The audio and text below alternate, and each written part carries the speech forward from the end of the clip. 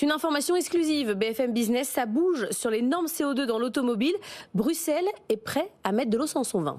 Oui, avec Paris notamment à la manœuvre dans ces négociations. À la clé, plus de flexibilité pour les constructeurs. Il s'agit de ne pas les contraindre à payer de lourdes amendes en fin d'année s'ils ne vendent pas assez de voitures électriques, selon vos informations, Justine Vassogne.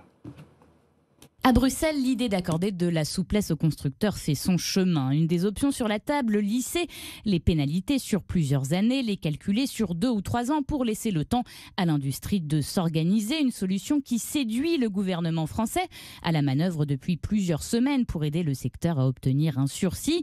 Cela permettrait aux constructeurs d'éviter de faire des provisions dans leurs comptes, nous dit-on, ou bien d'acheter des crédits carbone à des pure players de l'électrique. Stellantis, Ford et Toyota ont d'ailleurs déjà commencé à négocier avec Tesla. À Bruxelles, plusieurs commissaires sont désormais convaincus, nous glisse une source jusqu'à la numéro 2 de la commission, Teresa Ribera.